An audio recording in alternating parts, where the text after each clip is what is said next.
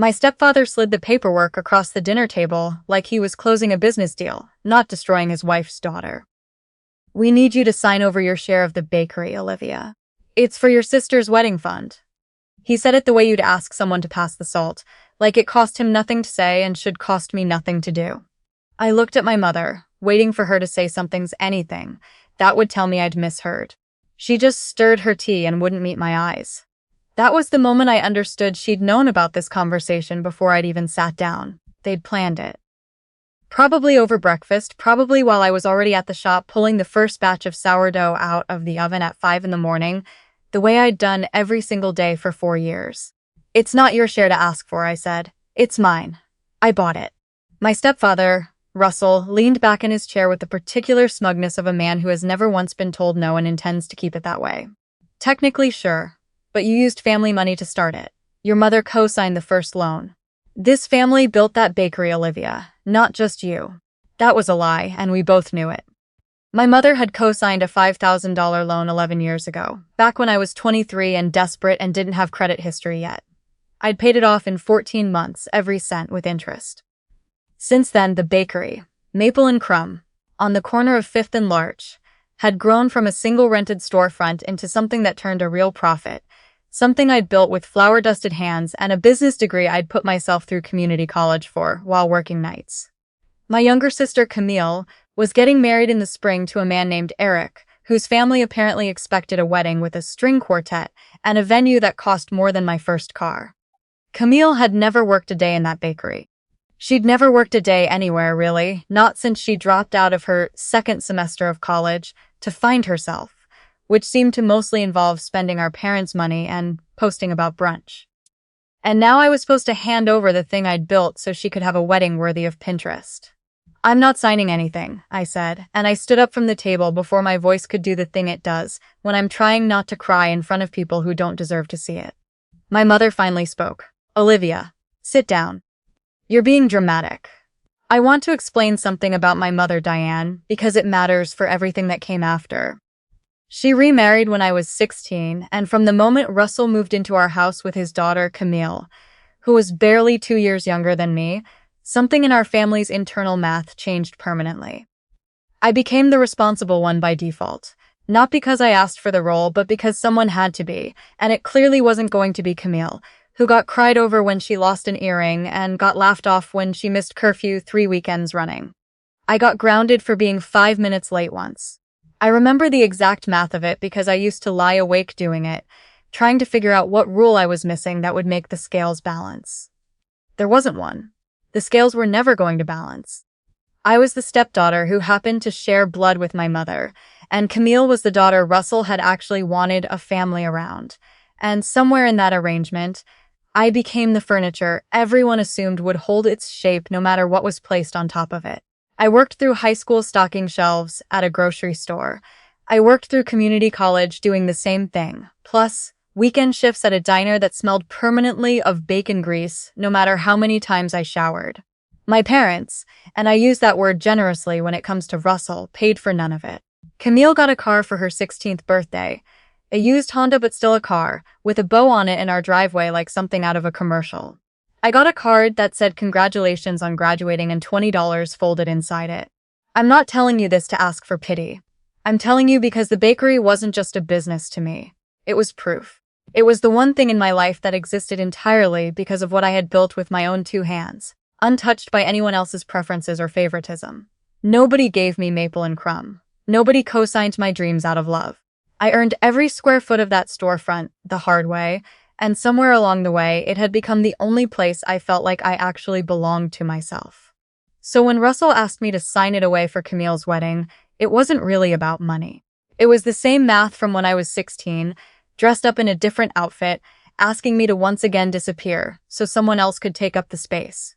I left their house that night without finishing dinner. I didn't slam the door. I've never been a door slammer. I just left quietly, the way I'd learned to leave most uncomfortable rooms in that house, and drove back to my apartment with my hand shaking on the steering wheel the entire way.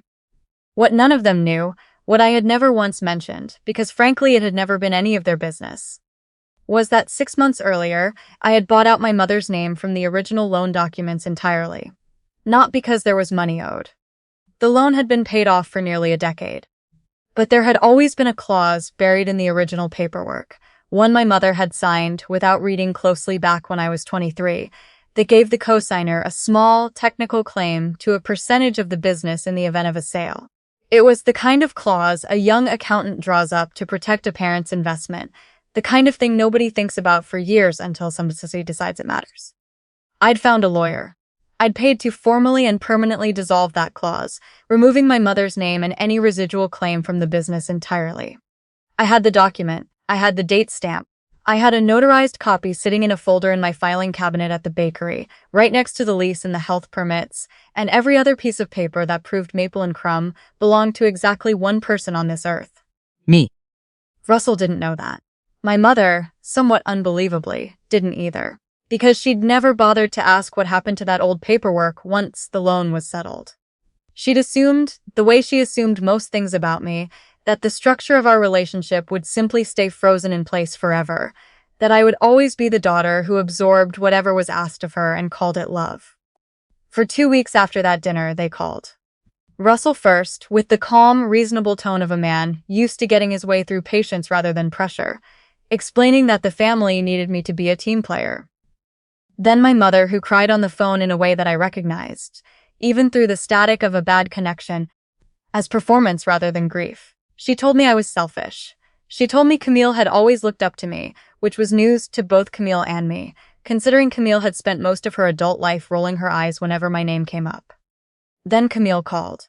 Camille had never called me directly for anything in 11 years that I could remember, not for advice, not to catch up, not even on my birthday, most years. So when her name lit up my phone, I almost didn't answer, mostly out of confusion. Liv, she said, using the nickname she'd used exactly twice in our entire shared lives, both times when she wanted something. I know this is awkward, but you know how much this wedding means to me. Eric's family is really traditional, and if we don't do this right, it's going to look bad for our whole family. I just think it's not that big a deal for you to help out. You've got plenty. I asked her what, exactly. She thought plenty meant. She didn't have an answer for that. Nobody in that family, I was starting to realize, had ever once been asked to actually define what they thought they were owed. I went back to my parents' house on a Saturday 3 weeks after the original dinner, because I was tired of being talked about instead of talked to. I brought the folder. Russell answered the door looking like a man expecting an apology. My mother was in the kitchen, the same kitchen she'd stirred her tea in while refusing to look at me. I sat down at the same table, set the folder in the middle of it, unopened, and told them both, calmly, that I needed them to understand something about how the bakery actually worked. There's no shared ownership, I said. There never really was, not legally, not since the loan was paid off. But there was an old clause that technically gave Mom a small claim if the business was ever sold. I had it removed 6 months ago. It's done. Notarized.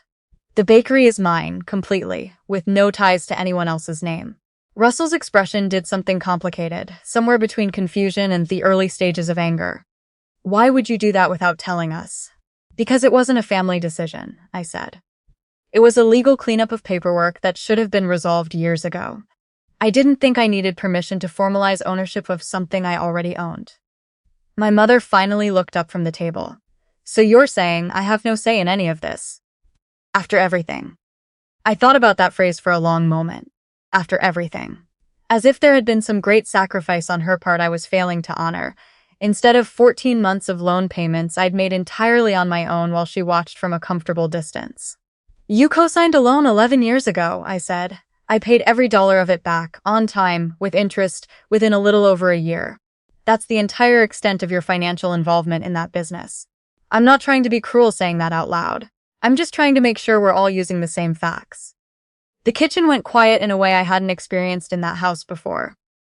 Russell opened his mouth to say something, and then, for what might have been the first time since I'd known him, didn't. I want to be honest about what happened over the following days, because it wasn't the clean, satisfying victory you might expect. My mother stopped speaking to me for almost 2 weeks. Camille posted something vague on social media about fake family that I'm fairly certain was aimed at me, even though she never said my name. Russell sent one final email, longer than anything he'd ever written me directly, explaining in measured paragraphs why my decision was hurtful to the family unit, as though a family unit was something I had broken instead of something that had quietly excluded me for over a decade. I didn't engage with any of it. I went back to the bakery. I pulled bread out of the oven at 5 in the morning the way I always had. I trained a new part-time hire, a college kid named Priya, who reminded me a little of myself at that age.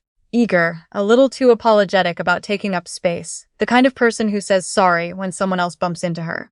I caught myself wanting to tell her not to do that, not to shrink, and then I realized I was really talking to a younger version of myself who'd needed to hear it years before anyone bothered to say it.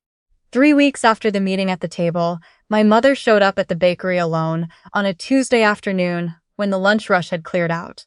She sat at one of the little cafe tables by the window, the one with the slightly wobbly leg I kept meaning to fix, and ordered a coffee like a customer instead of like my mother. "I didn't come to ask for anything," she said, before I could even bring the coffee over. "I came because I've been thinking about what you said, about the loan, about the 14 months. I sat down across from her. I didn't say anything, because I'd learned a long time ago that silence was the only leverage I'd ever really had in that family, and I wasn't going to give it up cheaply now. "I think I told myself a story," she said slowly, "where helping you with that loan made me a good mother. And somewhere along the way, I started believing the story more than I believed what actually happened, which is that you did almost all of it yourself. And I just let myself believe I'd done more than I had. It wasn't an apology, not exactly. My mother has never been very good at those, and I wasn't expecting one. But it was the first time in longer than I could remember that she'd said something true about our family out loud. Without performing it for an audience, without turning it into a story where she came out blameless. I told her that Camille and Russell were welcome to figure out their own wedding budget, the way every other family in the world has had to figure out a wedding budget, without dismantling something I'd spent over a decade building. I told her I wasn't interested in being punished for having succeeded at something none of them had bothered to help me with. And I told her, finally, that I loved her, in the complicated, imperfect way you love someone who failed you in specific, nameable ways and still managed to raise you regardless. She didn't say much after that. She finished her coffee. She told me the lemon scones were good, which felt like the strangest, smallest kind of peace offering, but I took it for what it was. Camille's wedding happened that spring, scaled down from whatever original vision had required raiding my business, paid for by Russell, and a wedding loan I had absolutely nothing to do with. I wasn't invited to help plan it, which was fine by me, and when I did receive an invitation in the mail a few weeks before the date, I almost didn't go. I went anyway. I stood in the back during this ceremony. I left an hour into the reception before the toasts because I wasn't ready to sit through speeches that I suspected would conveniently leave out the part of the story where I'd been asked to disappear. But I went. Because showing up on my own terms, with my own business still entirely intact and entirely mine, felt like its own kind of answer to a question that family had been quietly asking me my whole life.